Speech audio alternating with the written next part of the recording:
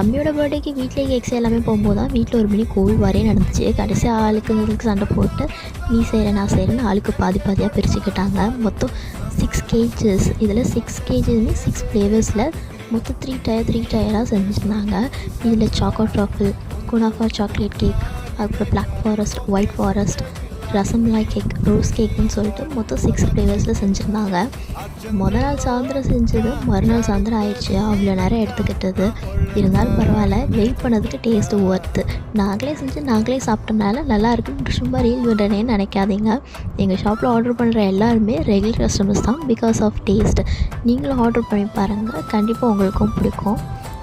Okay, வாங்க கண்டென்ட்டில் போகலாம். And நான் உங்கள் ஜோ, welcome to our PV forever. நானே எதிர்பார்க்கல உங்கள் கேக்குக்குள்ளே ட்ரெயினெல்லாம் விடுவாங்கன்னு. இதில் ஒரு மெயின் விஷயமே, இந்த ட்ரெயினை வாங்கிட்டு வந்ததே நான் தான். பட் வாங்க எனக்கே தெரியாது இதை கேக்கு கடையில் தான் விட போகிறாங்கன்னு. இது கடைசியாக சொதப்பிடும் தான் நான் நினச்சேன். ஆனால் பரவாயில்ல, நாங்கள் எதிர்பார்த்ததோட பெட்டராகவே வந்திருந்தது. ஃபைனலாக வீட்டுக்கு வந்த எல்லா கெஸ்ட்டுக்கும் டின்னரும் ப்ரொவைட் பண்ணதுக்கப்புறம் கேக் வெட்டி சிறப்பாக ஃபங்க்ஷன் முடிஞ்சிருச்சு.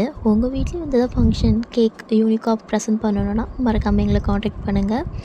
அண்ட் நெக்ஸ்ட் ஒரு நல்ல வீடியோவில் பார்க்கலாம். டாட்டா.